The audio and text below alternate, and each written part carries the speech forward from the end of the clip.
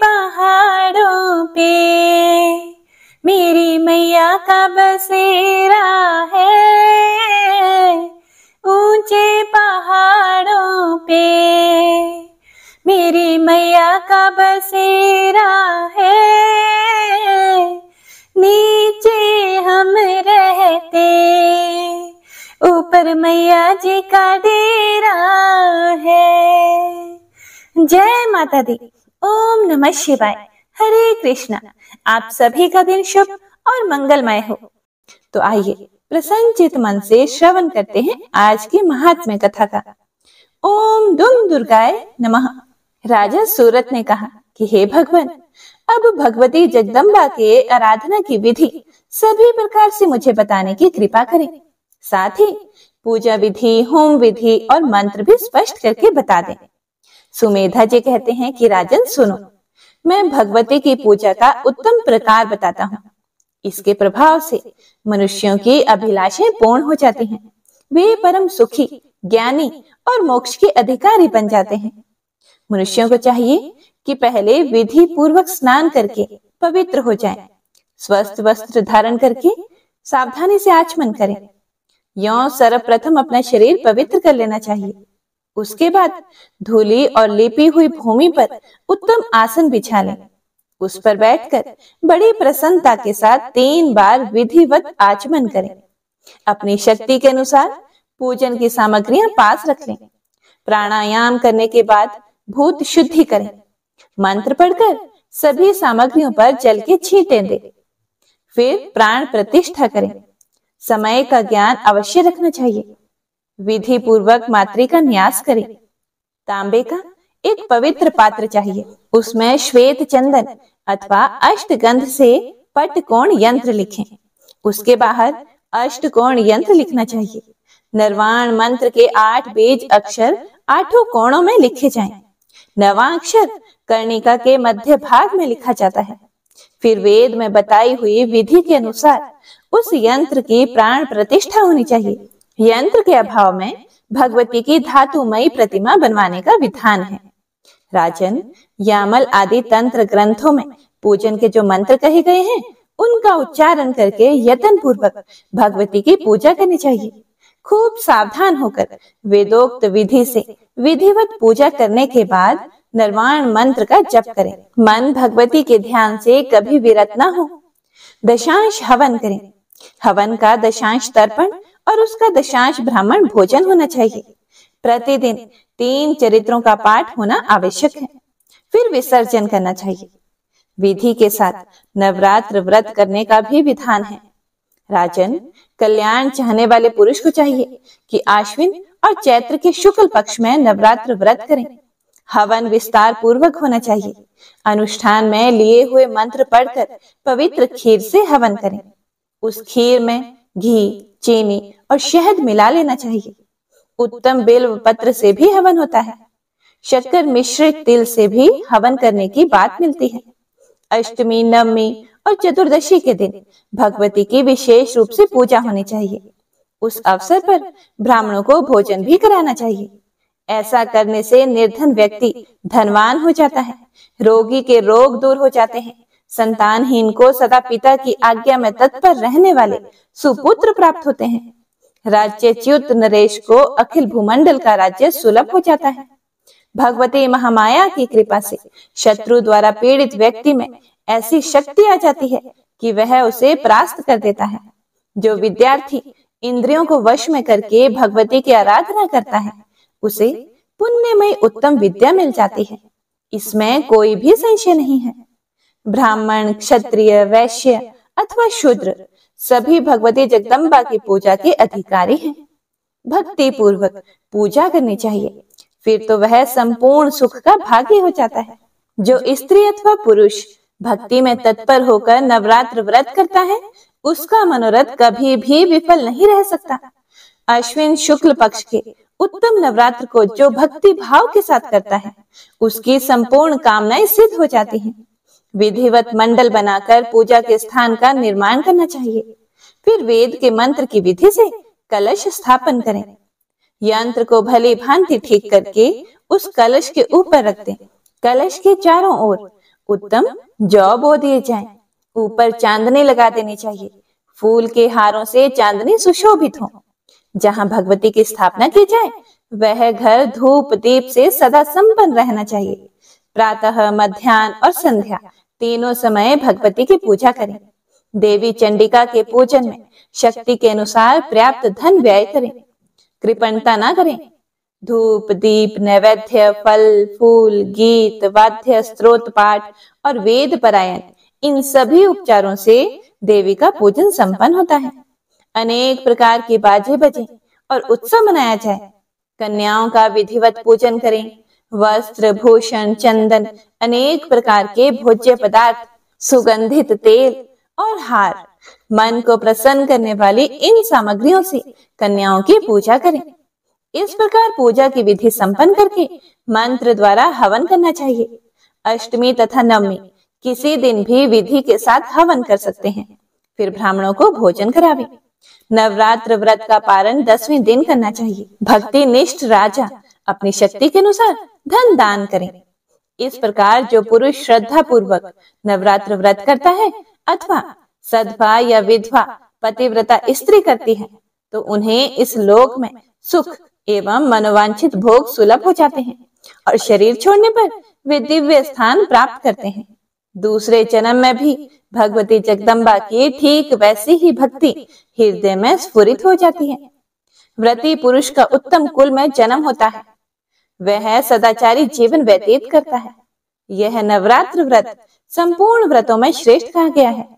इस व्रत के करने से प्राणी समस्त सुखों के भागी हो जाते हैं। राजन, तुम इसी विधि के अनुसार भगवती चंडिका की आराधना करो, फिर तो तुम्हारे संपूर्ण शत्रु परास्त हो जाएंगे और तुम सर्वोत्तम राज्य पा जाओगे। भोपाल, तुम्हारा शरीर परम सुखी हो जाएगा। तुम्हारे भवन में दुख नहीं ठहरेंगे। फिर तुम्हारे स्त्री और पुत्र तुम्हें मिल जाएंगे, इसमें कोई भी संदेह नहीं है। आदरणीय वैश्य, अब तुम भी इन्हीं भगवती महामाया की आराधना करो। ये विश्व की अधिष्ठात्री हैं। संपूर्ण मनोरथ पूर्ण करना इनका स्वभाव ही है। सृष्टि और संहार कार्य इन्हीं से संपन्न होते हैं। भगवती के प्रसाद से घर जाने पर बंधु बांधव तुम्हारा आदर करेंगे। फिर सांसारिक यथेष्ट सुख भोगने के बाद देवी के पावन लोक में तुम वास करोगे। इसमें कोई भी संशय नहीं मानना चाहिए। जो भगवती की उपासना नहीं करते हैं उन्हें नरक में जाना पड़ता है। अनेक प्रकार के रोगों से ग्रस्त होकर वे संसार में दुख भोगते हैं। शत्रुओं से उनकी हार हो जाती है। स्त्री और पुत्र से वियोग हो जाता है और तृष्णा उन्हें सताने लगती है। वे बुद्धि से कुछ भी निर्णय नहीं कर पाते। जो बिल्व पत्र, करबील, कमल, चंपा आदि फूलों से भगवती जगदम्बा की पूजा करते हैं उन्हें अत्यंत सुखी जीवन भोगने का शुभ अवसर प्राप्त होता है। भगवती की शक्ति में तत्पर रहने वाले वे पुरुष धन्यवाद के पात्र हैं जो वेदोक्त मंत्रों द्वारा देवी की आराधना करते हैं। वे मानव इस लोक में प्रचुर धनी, समस्त शुभ गुणों के भंडार तथा राजाओं के सिरमौर होते हैं। व्यास जी कहते हैं, समाधि, वैश्य और राजा सूरत बड़े दुखी थे। सुमेधा मुनि की बात सुनकर उन्होंने मस्तक झुका दिया। उनके रोम रोम में नम्रता भर गई। हर्ष के कारण उनके नेत्र खिल उठे और हृदय में भक्ति जग उठी। फिर बात करने में परम कुशल वे दोनों व्यक्ति शांति पूर्वक हाथ जोड़कर कहने लगे कि हे भगवान, आपके मुखारविंद से निकली हुई वाणी ने हमें पवित्र कर दिया है। हम अनाथों के अंतःकरण की जलन शांत हो गई है। गंगा से पवित्र हुए राजा भगीरथ की भांति हम भी पावन बन गए। जगत में साधु पुरुषों का उद्देश्य दूसरों का उपकार करना ही होता है।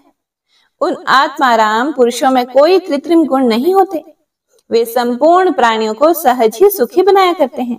हे महाभाग, पूर्व पुण्य के प्रसाद से ही हमें आपका यह पवित्र आश्रय प्राप्त हुआ है।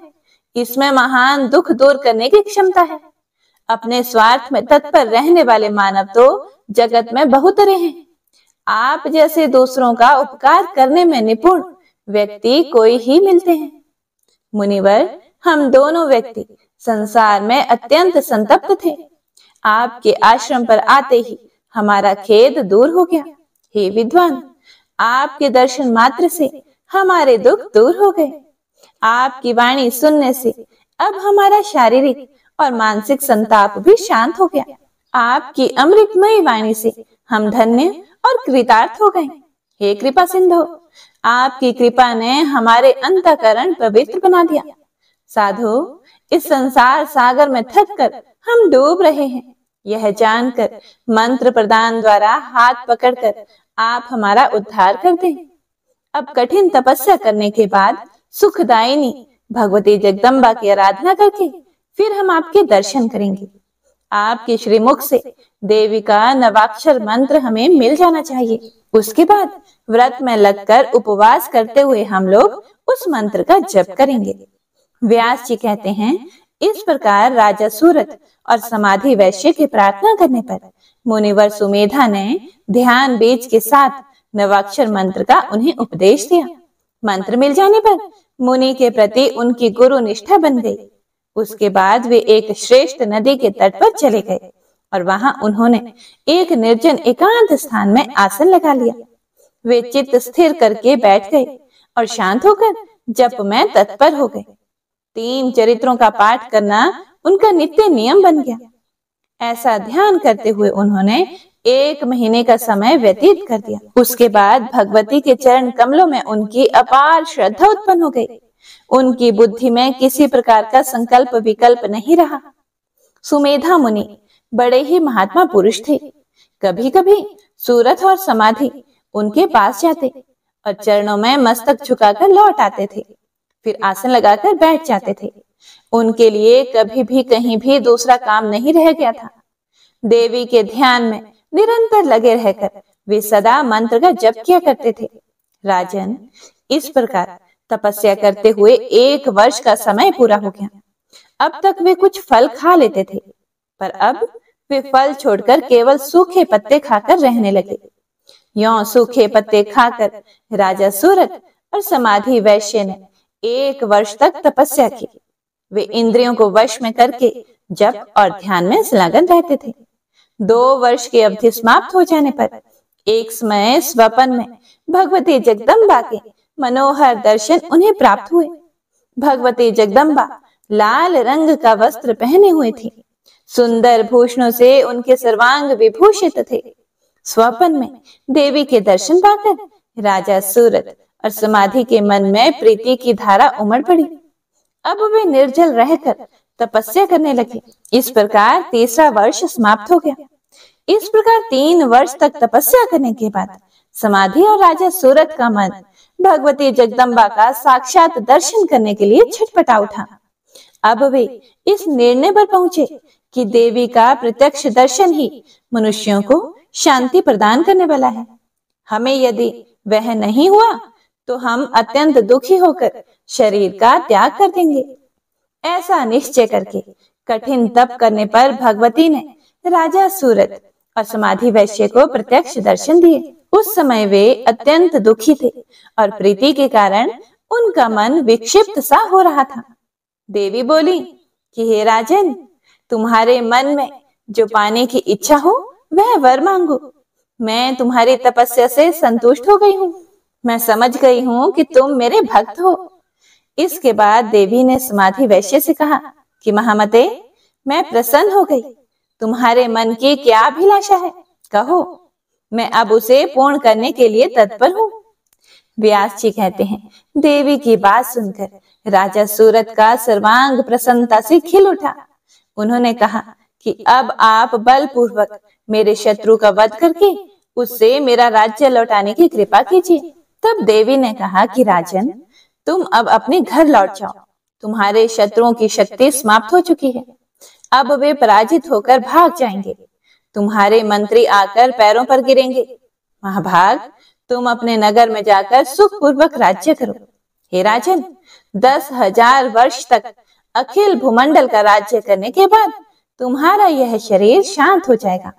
इसके बाद सूर्य के यहाँ उत्पन्न होकर तुम मनु के पद को प्राप्त करोगे। व्यास जी कहते हैं, उस समय पुण्यात्मा वैश्य ने हाथ जोड़कर देवी से यह कहा कि मुझे घर, स्त्री और संपत्ति से कोई भी प्रयोजन नहीं है। ये सभी फंसाने वाले हैं। स्वप्न की भांति इनकी नक्षत्रता स्पष्ट है। हे माता, मुझे तो आप बंधन से मुक्त करने वाला विशुद्ध ज्ञान प्रदान करने की कृपा करें। यह जगत असार है, मूर्ख और पामर जन ही इसमें फंसे रहते हैं। इसीलिए तरने की इच्छा वाले पंडित जनों के मन में इस संसार से विराग हो जाता है। व्यास जी कहते हैं, समाधि वैश्य ने भगवती महामाया के सामने हाथ जोड़कर अपना मनोरथ प्रकट किया। उसके वचन सुनकर भगवती ने कहा कि हे वैश्यवर, तुम्हें अवश्य ही ज्ञान उत्पन्न होगा। राजा सूरत और समाधि वैश्य को इस प्रकार वर देकर देवी वहीं अंतर ध्यान हो गई। भगवती के अप्रत्यक्ष हो जाने पर महाराज सूरत ने मुनिवर सुमेधा जी को प्रणाम किया। उसके बाद घोड़े पर सवार होकर वे राजधानी को जाना ही चाहते थे कि इतने में ही उनके कुछ मंत्री और प्रजा वर्ग वहां पहुंचे तथा हाथ जोड़कर सामने खड़े हो गए। वे नम्रता पूर्वक प्रणाम करके कहने लगे कि हे राजन, आपके संपूर्ण शत्रु पापी होने के कारण युद्ध भूमि में मर मिटे हैं। महाराज, अब आप नगर में विराजमान होकर अपना निष्कंटक राज्य भोगे। यह शुभ समाचार पाकर राजा ने मुनिवर को प्रणाम किया, उनसे आज्ञा ली और मंत्रियों के साथ आश्रम में चल पड़े तथा शीघ्र ही अपनी राजधानी में पहुंच गए। पत्नी और बंधु बांधवों से पूर्ववत संबंध हो गया। फिर तो वे समुद्र पर्यंत सारी पृथ्वी का राज्य भोगने लगे। वैश्य भी परम ज्ञानी बन गया। उसके मन में पूर्ण विरक्ति आ गई। वह जगत के जंजाल से छूटकर अपना ज्ञानमय जीवन व्यतीत करने लगा एवं भगवती के चरित्रों का गान करता हुआ तीर्थों में भ्रमण करने लगा। इस प्रकार भगवती जगदम्बा के परम अद्भुत चरित्र का वर्णन मैंने कर दिया। देवी की आराधना से राजा सूरत और समाधि वैश्य को समुचित फल मिल गया। यह कथा स्पष्ट हो गई।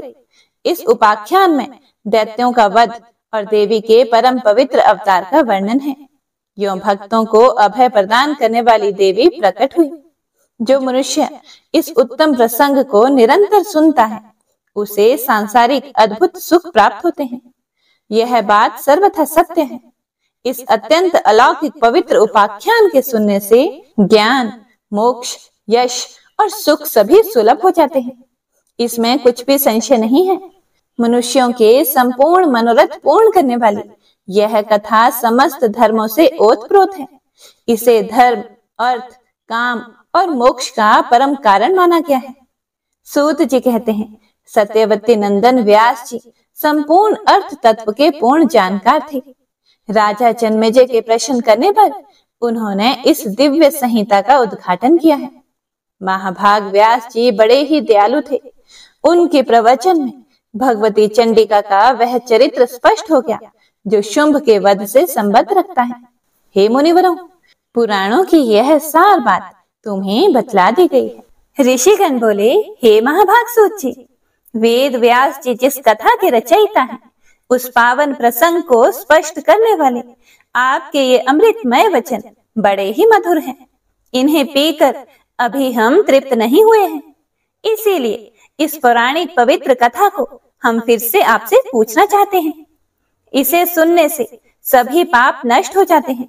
सुना है वृतासुर नाम का एक प्रतापी असुर था। उसके पिता त्वष्टा थे। महात्मा इंद्र ने युद्ध में उसे क्यों मार डाला? त्वष्टा देव वर्ग के सदस्य थे।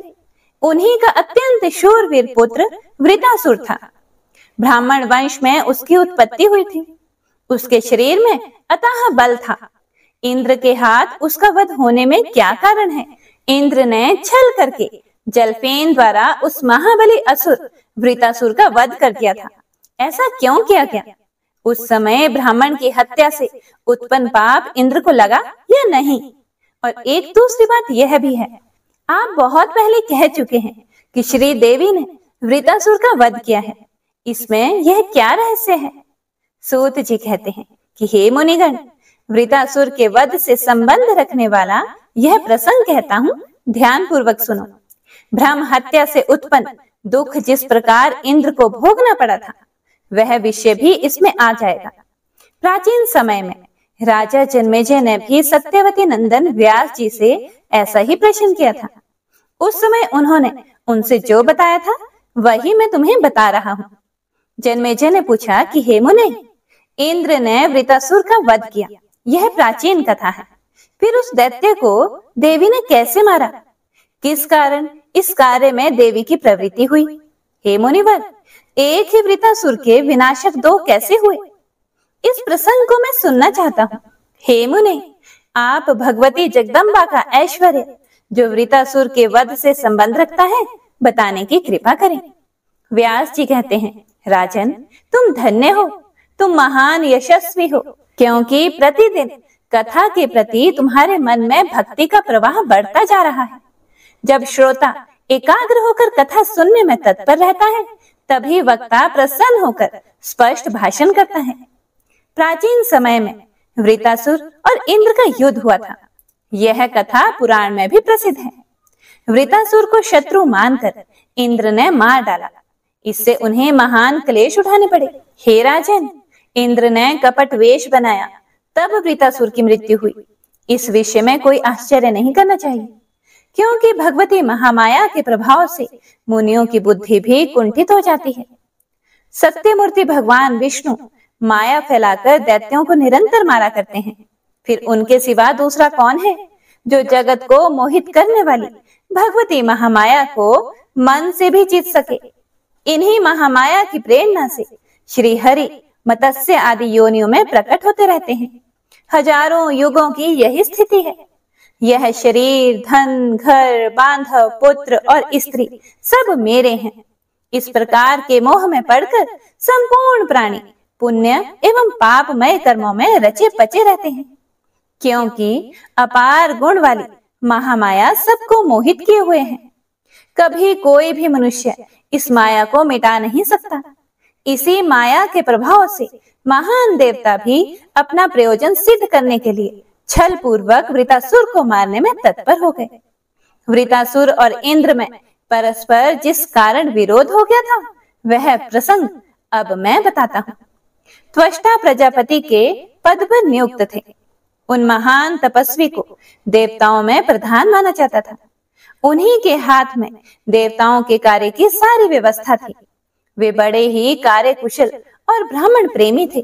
इंद्र के साथ कुछ वैर हो जाने पर त्वष्टा ने एक पुत्र उत्पन्न किया, जिसके 3 मस्तक थे। उस पुत्र की विश्वरूप नाम से प्रसिद्धि हुई। उसका रूप बड़ा ही आकर्षक था। 3 मनोहर एवं श्रेष्ठ मुखों से युक्त होने के कारण उसकी शोभा विशेष बढ़ गई थी। उसके 3 मुखों से अलग अलग 3 कार्य संपन्न होते थे। वह एक मुख से वेद का पाठ करता था, दूसरे मुख से मधुपान करता था और तीसरे से एक ही साथ संपूर्ण दिशाओं का निरीक्षण करता था। उसने भोगों की ओर से उदासीन होकर अत्यंत कठिन तपस्या आरंभ कर दी। वह संयम पूर्वक तपस्वी जीवन व्यतीत करने लगा। उसके मन में सदा ही धार्मिक निष्ठा बनी रहती थी। वह गर्मी के दिनों में पंचाग्नि तपता था, वर्षा ऋतु में वृक्षों के नीचे रहता और शरद एवं हेमंत ऋतु में जल में रहकर तपस्या करता था। सदा ही निराहार रहता। इंद्रियां उसके वश में थी। वह संपूर्ण सग्रह परिग्रहों से मुक्त था। यों विवेकी विश्वरूप घोर तपस्या करने लगा, परंतु उसकी बुद्धि में कुछ कालिमा अवश्य थी। विश्वरूप को यों तपस्या करते देखकर इंद्र दुखी हो गए। उन्हें दुख इस बात का हुआ कि कहीं यह विश्वरूप मेरा पद ना ग्रहण कर ले।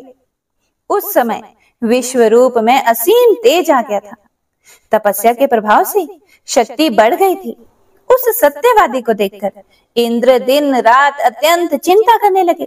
सोचा, इतना आगे बढ़ा हुआ यह त्रिशिरा मेरा अस्तित्व ही मिटा देगा। विद्वानों का कथन है कि बढ़ते हुए पराक्रमी शत्रु की कभी भी उपेक्षा नहीं करनी चाहिए। इसीलिए इसकी तपस्या नष्ट करने के लिए मुझे कोई उपाय करना परम आवश्यक है। कामदेव तप का शत्रु है। यह निश्चय है कि इसके प्रभाव से त्रिशिरा की तपस्या नष्ट हो जाएगी। आज मुझे वही करना चाहिए जिससे यह तपस्वी भोग भोगने में आसक्त हो जाए। शत्रु की शक्ति ना सहने वाले बुद्धिमान इंद्र ने मन में ऐसा विचार करने के बाद त्रिशिरा को प्रलोभन में डालने के लिए अप्सराओं को आज्ञा दी। उर्वशी, मेनका, रंभा, घृताची, तिलोत्तमा आदि अप्सराओं को बुलाया गया और उनसे कहा कि अपने रूप का अभिमान रखने वाली अप्सराओं, तुम सब मिलकर मेरा एक प्रिय कार्य करो। आज मेरे सामने एक कठिन समस्या उपस्थित है, कारण मेरा महान शत्रु तपस्या कर रहा है। तुम लोग अब इस दुर्जय शत्रु के पास जाओ और ऐसा प्रयत्न करो जिससे कि वह प्रलोभन में आ जाए। देर करना उचित नहीं है। भली भांति श्रृंगार और वेशभूषा बनाकर जाओ, संपूर्ण शारीरिक हाव भाव दिखाओ, उसे लुभाने में सभी उपायों से काम लो। तुम्हारा कल्याण, मेरा संताप दूर करना अब तुम्हारे हाथ में है। असीम भाग्यशालिनी अप्सराओं, त्रिशिरा का तपोबल जानकर मेरे शरीर में दुर्बलता आ गई है। उसका पराभव ना हुआ तो वह बलवान शत्रु बहुत शीघ्र मेरे आसन पर अधिकार जमा लेगा। आज इस कठिन कार्य के उपस्थित होने पर तुम सबको मिलकर मेरी सहायता करनी चाहिए।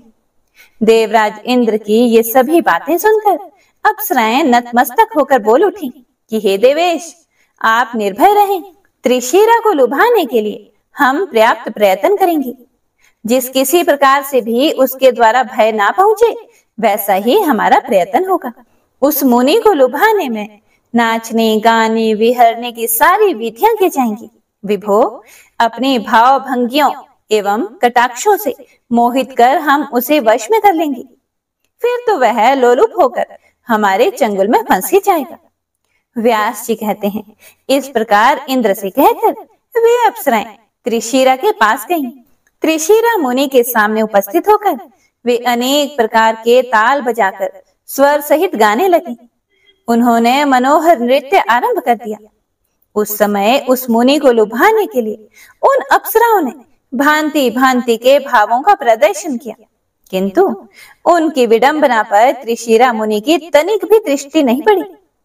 वह तपस्या का भंडार बन गया था। उसने इंद्रियों पर विजय पा ली थी। वह गूंगे और बहरे के समान अविचल भाव से बैठा रहा। अत्यंत मोह में डालने वाले अनेक प्रपंच करने, नाचने और गाने में तत्पर वे अप्सराएं कुछ दिनों तक त्रिशिरा मुनि के आश्रम पर रहीं। परंतु जब वह मुनि ध्यान से विचलित ना हो सका, तब वे लौटकर इंद्र के पास आ गई। अब वे थक गई थी। उनके मन में निराशा छा गई थी। भय से उनका कलेजा कांप रहा था। मुख पर मलानता छाई हुई थी। वे सभी स्त्रियां हाथ जोड़कर देवराज इंद्र से कहने लगी कि हे महाराज, हे देवेश्वर, हमने बहुत प्रयत्न किया, किंतु वह तपस्वी अपने धैर्य से जरा भी विचलित न हो सका। अब आपको सर्वथा किसी दूसरे उपाय का अनुसरण करना चाहिए। यह तपस्वी जितेंद्रिय है। उसके सामने हमारा बल कुछ भी काम नहीं कर सका। वह मुनि कोई महान पुरुष है। वह तप के प्रभाव से अग्नि के समान तेजस्वी हो गया है। सौभाग्यवश उसके द्वारा शापित होने से हम बच गए हैं। इसके बाद खोटी बुद्धि वाले इंद्र ने अप्सराओं को विदा कर दिया और वे स्वयं चिंता में पड़े रहे। त्रिशिरा किस उपाय से मारा जाएगा, यही उनकी चिंता का एक विषय था। उनके मन में बहुत पहले से यह घृणित बात खटक रही थी। हे राजन, लोक लज्जा तथा पाप से होने वाले महान भय की कुछ भी परवाह ना करके उसे मारने के लिए इंद्र बुरे विचार में लगे रहे। व्यास जी कहते हैं, उस समय देवराज इंद्र लोभाविष्ट होने के कारण घृणित विचार वाले हो गए थे। ऐरावत पर सवार होकर वे त्रिशिरा मुनि के पास स्वयं ही चले गए। वहां जाने पर उन्हें अमित पराक्रमी मुनि दिखाई दिए। वह स्थिर आसन लगाकर बैठे हुए थे। वाणी उसके अधीन थी। वह ध्यान मगन होकर तप कर रहे थे। तेज के कारण सूर्य और अग्नि के साथ उनकी तुलना हो रही थी। उन्हें देखकर इंद्र के मन में अत्यंत खेद उत्पन्न हो गया। वे सोचने लगे, अहो, इस मुनि को मारने में कैसे सफल हो सकूंगा। निश्चय ही यह परम धर्मात्मा है। तपोबल से इसकी कांति चमक रही है, पर मेरे आसन पर अधिकार जमाने की इच्छा वाले इस शत्रु की अब उपेक्षा भी तो कैसे की जा सकती है। ऐसा विचार करने के बाद देवगणों के अध्यक्ष इंद्र ने स्वयं अपना सर्वोत्तम वज्रास्त्र, जो सूर्य एवं चंद्रमा के समान प्रकाश फैला रहा था, त्रिशिरा मुनि पर चला दिया। उस समय मुनि की समाधि लगी हुई थी। अब वज्र की चोट से घायल होकर वह तपस्वी जमीन पर गिर पड़ा। उसके प्राण त्याग कर गए। वह घटना देखने में बड़ी ही आश्चर्यजनक थी। जान पड़ता था कि मानो कुलिश से कटा हुआ पर्वत का शिखर गिर पड़ा हो। उसे मारकर देवराज को अपार हर्ष हुआ। वहां उपस्थित मुनिगण हाहाकार करने लगे। उनके मुख से निरंतर करुण ध्वनि निकलने लगी। हाय, शतक्रतु इंद्र बड़ा पापी है। इसने इस तपस्वी को मारकर बहुत बड़ा अनर्थ कर डाला। इस समय यह इंद्र महान दुष्ट और पापी बन गया है। तभी तो इसने इस निरपराधी मुनि की निर्मम हत्या कर डाली। हत्या से प्रकट हुआ पाप फल इस पापी को अवश्य भोगना पड़ेगा। इसके बाद त्रिशिरा मुनि का वध करके इंद्र अपने भवन की ओर चल पड़ा। वह मुनि महान आत्मा तथा तप का भंडार था। इंद्र द्वारा मारे जाने पर भी ऐसा प्रकाशमान हो रहा था कि मानो जीवित पुरुष हो। जमीन पर निर्जीव पड़ा था, परंतु प्राणधारी व्यक्ति की भांति उसके द्वारा चेष्टा हो रही थी। यह देखकर इंद्र अत्यंत चिंतित हो गए। उनके सभी अंगों पर उदासी छा गई। वे मन ही मन सोचने लगे कि कहीं ये फिर से तो जीवित नहीं हो जाएगा। उस समय सामने तक्षा नामक एक व्यक्ति खड़ा था। उस पर दृष्टि डालकर देवराज ने अपना काम सिद्धो जाने के लिए कहा, हे तक्षा, तुम मेरी बात मानकर इस महान तेजस्वी मुनि के मस्तक को धड़ से अलग कर डालो। ऐसा जान पड़ता है कि मानो यह जीवित हो। ऐसा प्रयत्न करो कि यह जी ना सके। इंद्र की बात सुनकर उन्हें निंद सिद्ध करते हुए तक्षा कहने लगा। तक्षा ने कहा कि इस मुनि का कंधा बड़ा ही विशाल प्रतीत हो रहा है। मेरी कुल्हाड़ी उसे मार नहीं सकेगी।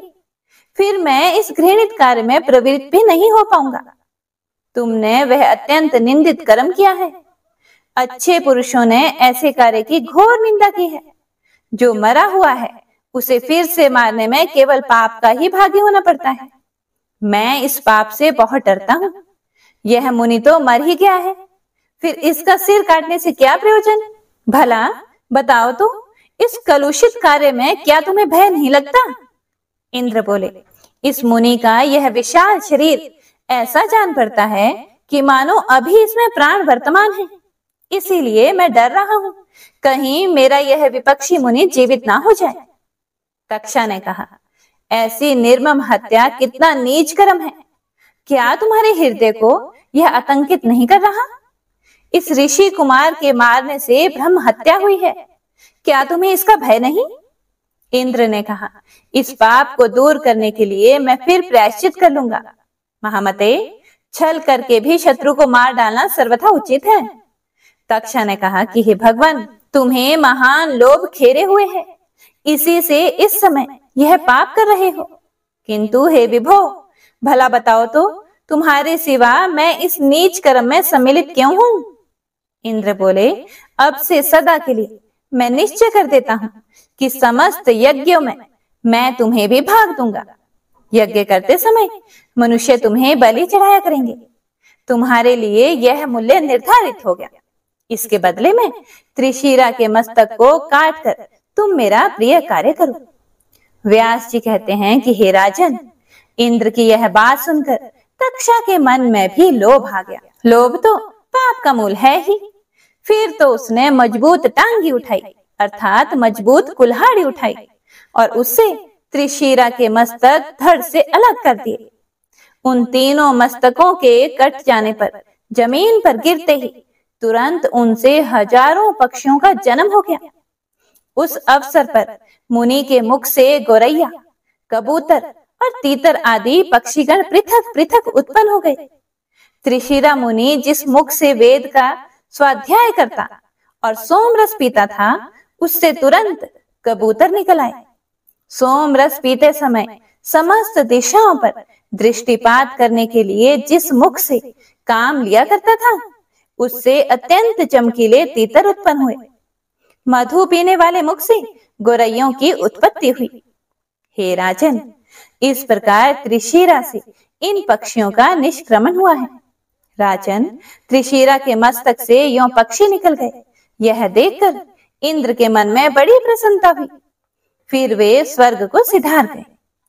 उनके चले जाने पर तक्षा भी तुरंत वहां से अपने घर चल दिया। हे राजन, यज्ञ में भाग पाने का अधिकार मिलने से उसका मन अत्यंत प्रसन्न था। महान पराक्रमी शत्रु मार डाला गया, यह समझकर इंद्र भी भवन पर पहुंचे और अपने को कृत्य मानने लगे। ब्रह्म हत्या की कुछ भी चिंता नहीं की। इधर जब त्वष्टा ने सुना कि मेरा परम धार्मिक पुत्र मार डाला गया है, तब उनके मन में क्रोध की सीमा न रही। उन्होंने यह वचन कहा कि मेरा पुत्र एक पुण्य आत्मा मुनि था, जिसके द्वारा वह मारा गया है, उससे बदला अवश्य लेना है।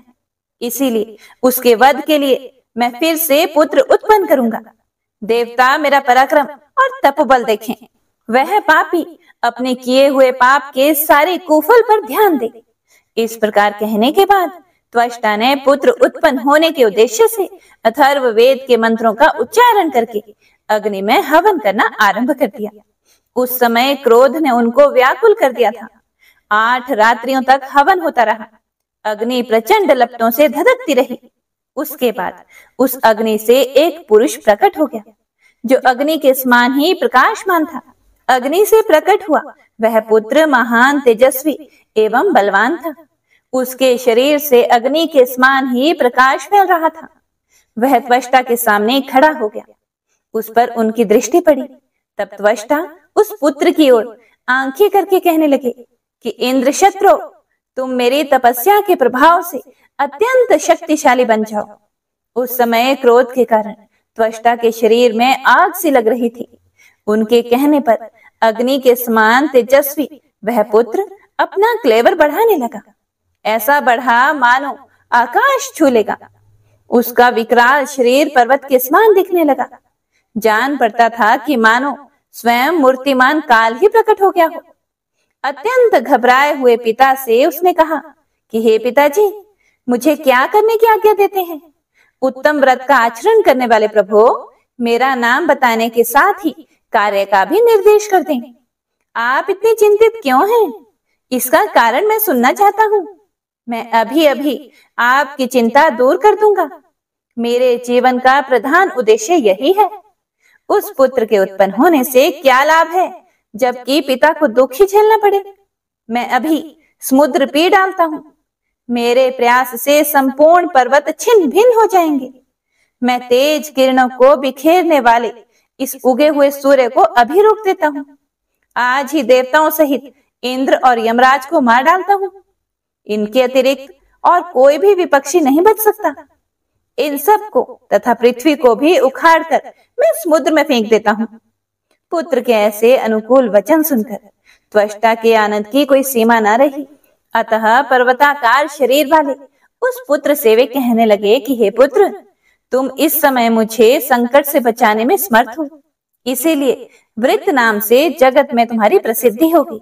महाभाग, तुम्हारा त्रिशिरा नाम से विख्यात तपस्वी भाई था। उसके 3 सामर्थ्यशाली मस्तक थे। वह तुम्हारा भ्राता वेद और वेदांग का पूर्ण ज्ञाता था। उसे सभी विद्याएं ज्ञात थी। त्रिलोकी को चकित करने वाली तपस्या में वह प्राय संलग्न रहता था। अभी आज ही इंद्र ने वज्र से मारकर उसके मस्तक काट डाले हैं।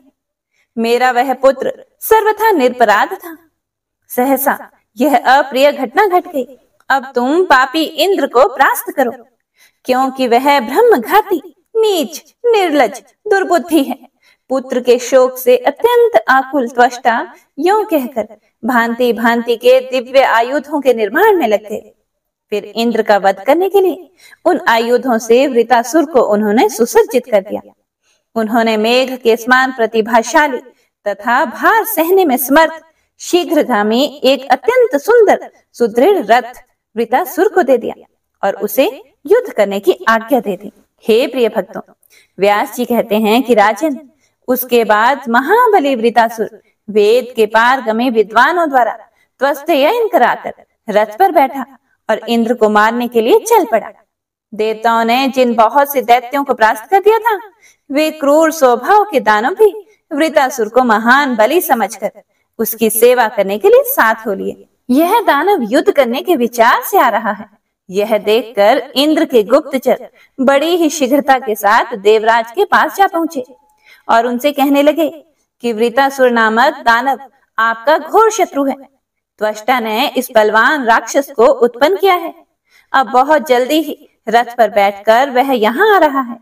पुत्र की मृत्यु से संतप्त होने के कारण त्वष्टा के मन में क्रोध का संचार हो गया था। उन्होंने आपका संहार करने के लिए मंत्र प्रयोग से इस दुर्धर्ष दैत्य को उत्पन्न किया है। इसके साथ बहुत से राक्षस भी हैं। हे महाभाग, भयंकर शब्द करने वाला यह शत्रु बड़ा ही विकराल है। इसकी आकृति ऐसी है कि मानो मंद्राचल अथवा सुमेरु पर्वत हो। अब इसके आने में किंचित मात्र विलंब नहीं है। आप अपनी रक्षा का प्रयत्न करें। उसी अवसर पर अत्यंत डरे हुए देवता भी वहां पहुंचे। अभी इंद्र गुप्तचरों की बात सुन ही रहे थे कि इतने में ही वे भी अपनी बात सुनाने लगे। देवता कहने लगे कि इस समय स्वर्ग में अनेक प्रकार के अपशकुन हो रहे हैं। पक्षियों की बोली से जान पड़ता है कि कोई महान भय सामने आना चाहता है। व्यास जी कहते हैं कि हे राजन, देवताओं की ये बातें सुनकर इंद्र चिंतित हो गए। उन्होंने बृहस्पति जी को बुलाया और उनसे वे मनोगत बात पूछने लगे। इंद्र ने पूछा कि हे ब्राह्मण, बड़े आश्चर्य की बात है कि ये भयंकर अपशकुन क्यों हो रहे हैं। हे महाभाग, आप तो सर्वज्ञ हैं। इस विघ्न को दूर करने की आप में पूर्ण योग्यता है। आप बुद्धिमान शास्त्र के तत्व को जानने वाले तथा देवताओं के गुरु हैं। आप शत्रु श्रय करने वाली कोई शांति करने की कृपा करें, जिससे मुझे दुख ना देखना पड़े। वैसा ही प्रयत्न आपको करना चाहिए। फिर बृहस्पति जी बोले कि मैं क्या करूं? इस समय तुम्हारे द्वारा अत्यंत घोर निंदित कर्म हो गया है। निरपराधी मुनि को मारकर तुम क्यों इस बुरे फल के भागी बन गए? अत्यंत उग्र पुण्य और पापों का अमिट फल शीघ्र भोगना ही पड़ता है। इसीलिए कल्याण चाहने वाले पुरुष को चाहिए कि खूब सोच समझकर कार्य करे, जिससे दूसरे कष्ट पाएं। वैसा कर्म कभी ना करें। दूसरों को पीड़ा देने वाला स्वयं सुखी रहे, यह तो असंभव है। तुमने मोह और लोभ में पड़कर ब्रह्म हत्या कर डाली है। अब सहसा किए हुए उसी पाप कर्म का वह फल तुम्हारे सामने आया है। संपूर्ण देवता मिलकर भी उस वृतासुर को नहीं मार सकते।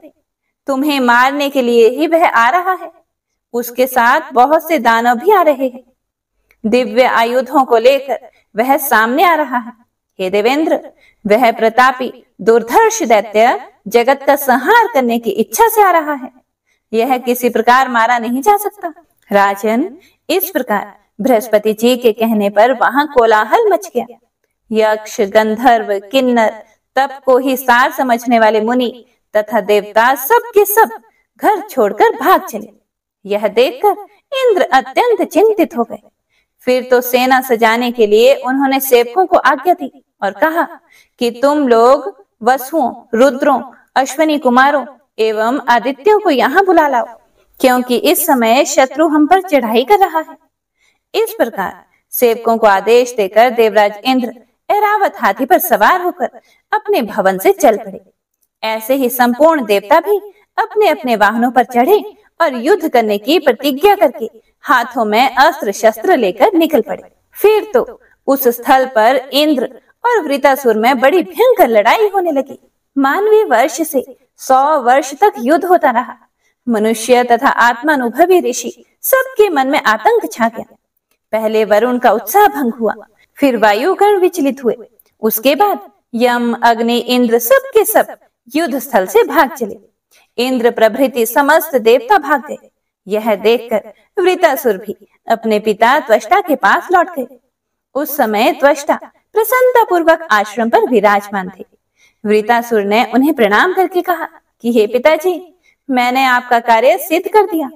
इंद्र आदि जितने भी देवता युद्ध भूमि में उपस्थित थे, वे सभी परास्त हो गए हैं। वे इस प्रकार भाग चले जैसे सिंह के सामने हाथियों और मृगों में भगदड़ मचाती है। इंद्र पैदल ही भाग गया है। डरे हुए प्राणियों को मारना अन्याय है, ऐसा समझकर मैंने उनके प्राण छोड़ दिए। हे पिताजी, आज्ञा दीजिए, अब मैं आपका कौन सा मनोरथ पूर्ण करूं? संपूर्ण देवताओं के हृदय में घोर आतंक छा गया था। थक जाने से व्याकुल होकर वे भाग गए। इंद्र भी निर्भय नहीं रह सका। उसने अपने ऐरावत हाथी को छोड़कर स्वर्ग की राह पकड़ ली। व्यास जी कहते हैं कि हे राजन, वृतासुर की ये बातें सुनकर त्वष्टा के आनंद की कोई सीमा न रही।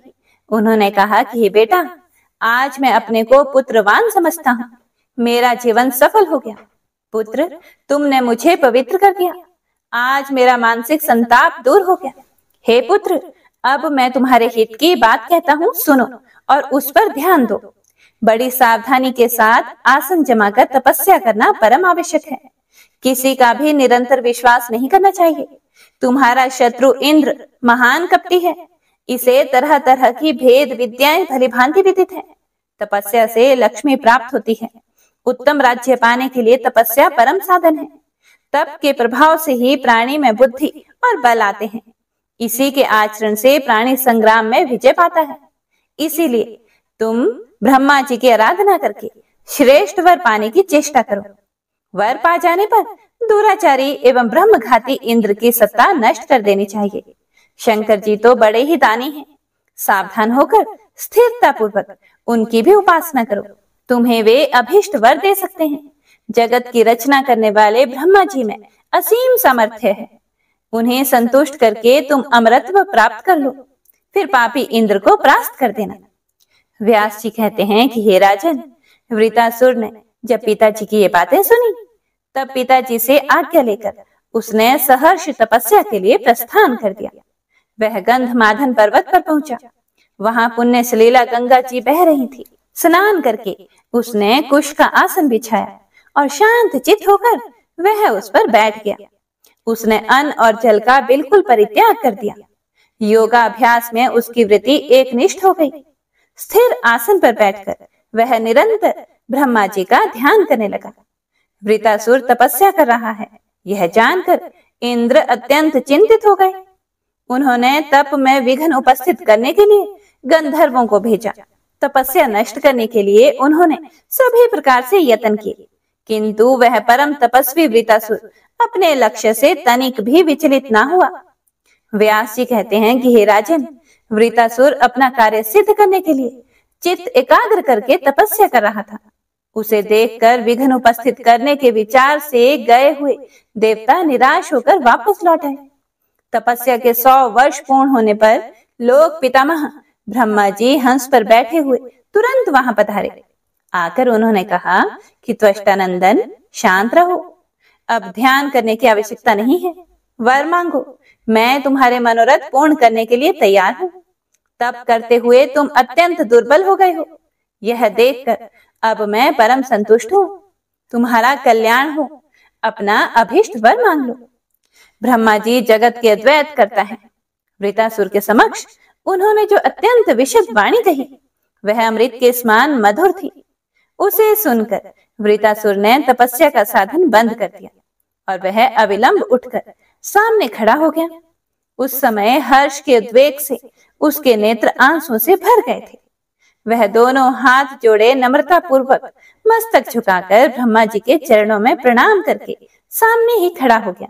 फिर ब्रह्मा जी से कहने लगा कि हे प्रभु, आज आपका अत्यंत दुर्लभ दर्शन मिल जाने से मुझे संपूर्ण देवताओं का पद प्राप्त हो गया। हे प्रभु, मैं चाहता हूँ कि लोहे अथवा काठ से बने हुए सूखे एवं भीगे तथा इसके सिवा अन्य भी किसी प्रकार के अस्त्र शस्त्रों से मेरी मृत्यु ना हो सके। मेरा पराक्रम सदा बढ़ता रहे, जिससे परम बलशाली देवता युद्ध में मुझे कभी जीत ना सके। व्यास जी कहते हैं कि हे राजन, वृत्त के इस प्रकार प्रार्थना करने पर ब्रह्मा जी उसके प्रति बोले कि हे वत्स, उठो, तुम्हारा कल्याण हो। जाओ, तुम्हारी अभिलाषा सदा सफल रहेगी। सूखे गीले अस्त्र शस्त्र से तथा किसी कठोर पदार्थ आदि से तुम्हारा मरण नहीं हो सकेगा। मेरी यह बात अमिट है। वृतासुर को ऐसा वर देकर ब्रह्मा जी स्वलोक में पधार गए। वर पा जाने पर वृतासुर के हर्ष की कोई सीमा न रही। वह अपने घर लौट गया। उस महान मेधावी दैत्य ने अपने पिता त्वष्टा के सामने ब्रह्मा जी से वर पाने की बात स्पष्ट कर दी। वर युक्त पुत्र को पाकर त्वष्टा परम प्रसन्न हो गए। उन्होंने उससे कहा कि हे महाभाग, तुम्हारा कल्याण हो। अब मेरे शत्रु इंद्र को परास्त करो। इंद्र बड़ा ही पापी है, इसने मेरे पुत्र त्रिशिरा का वध कर डाला है। तुम जाओ और इसके प्राण हर लो। उसके बाद युद्ध में विजय होने के बाद स्वर्ग का शासन सूत्र भी तुम्हारे हाथ में रहना परम आवश्यक है। बेटा, पुत्र वध से उत्पन्न हुए मेरे अपार दुख को दूर करने में तुम तत्पर हो जाओ। त्रिशिरा मेरा पुत्र बड़ा ही सुशील, सत्यवादी, तपस्वी और वेद का अद्वितीय जानकार था। उस बेचारे निरपराधी पुत्र को कलुषित विचार वाले इंद्र ने मार डाला। व्यास जी कहते हैं कि हे राजन, त्वष्टा की ऐसी बातें सुनकर अत्यंत दुर्जय वृतासुर रथ पर सवार होकर तुरंत ही पिता के भवन से निकल पड़ा। युद्ध में उत्साह बढ़ाने वाले धौंसे पिटवाए गए, शंख ध्वनि हुई। मैं इंद्र को मारकर स्वर्ग का अकंटक राज्य भोगूंगा, यूं घोषित करते हुए वह आगे बढ़ा। सैनिक उसके चारों ओर घिरे हुए थे। उस समय उसकी विशाल सेना की गर्जना से अमरावती भयभीत हो उठी। वृतासुर आ रहा है, यह जानकर इंद्र ने बड़ी शीघ्रता के साथ सेना सजाना आरंभ कर दिया। शत्रुसूदन इंद्र ने तुरंत संपूर्ण लोकपालों को बुलाया और उन्हें युद्ध करने की आज्ञा दी। गृध्रव्यूह का निर्माण करके इंद्र स्वयं उसके बीच में विराजमान हो गए। शत्रु की सेना को कुचल देने की शक्ति रखने वाला वृतासुर तुरंत ही वहां आ पहुंचा। उसके बाद देवताओं और दानवों में भयंकर लड़ाई छिड़ गई। इस प्रकार देवताओं और दानवों का वह रोमांचकारी घोर संग्राम 10,000 वर्षों तक चलता रहा। संपूर्ण संसार त्रस्त हो उठा। अभिमान में चूर रहने वाले वृतासुर की शक्ति जब अधिक बढ़ गई, तब उसके तेज से फीके पड़ जाने के कारण इंद्र परास्त हो गए। युद्ध में हार जाने पर उन्हें महान क्लेश हुआ। उनकी पराजय देखकर देवताओं के विषाद की सीमा नहीं रही। फिर तो इंद्र प्रभृति सब देवता युद्ध भूमि छोड़कर भाग चले गए। तुरंत वृतासुर आया और देव सदन पर उसने अपना अधिकार जमा लिया। स्वर्ग के समस्त उपवन अब उसके उपभोग में आने लगे। अपने स्थान से च्युत हुए सारे देवता पर्वतों की कंदराओं में जाकर बड़े कष्ट के साथ समय व्यतीत करने लगे। अब उन्हें यज्ञ में भाग मिलना भी बंद हो गया था। तदंतर इंद्र सहित वे देवता कैलाश पर्वत पर गए। वहां भगवान शंकर विराजमान थे। उन्होंने उन्हें प्रणाम किया और हाथ जोड़कर बड़ी नम्रता के साथ कहने लगे, हे महादेव, हे कृपा सिंधु, हे महेश्वर, हम वृतासुर से परास्त हो गए हैं। भय से हमारा कलेजा कांप रहा है। आप हमारी रक्षा करें। कल्याणदाता भगवान शंभो, उस बलि दानव ने हमारा घर तक छीन लिया है। इसीलिए अब हमें क्या करना चाहिए, इसे स्पष्ट बताने की कृपा कीजिए। हे महेश्वर, स्थान भ्रष्ट हम सभी देवता अब क्या करें और कहां जाएं? प्रभो, हमारे दुख का पार नहीं है, इसीलिए आप इससे उद्धार का उपाय बताइए। प्राणियों पर शासन करने वाले कृपा सिंधु, हे भगवान, हम घोर कष्ट पा रहे हैं। वरदान के प्रभाव से वृतासुर अत्यंत अभिमानी हो गया है। हमारी सहायता करने के विचार से आप उसे मार डालने की कृपा करें। इसके बाद भगवान शिव ने जो कुछ भी कहा वह आप अगले अध्याय में सुनेंगे। आज का अध्याय यही समाप्त होता है। ओम दुम दुर्गाय नमः। जय माता दी। आपका मंगल हो।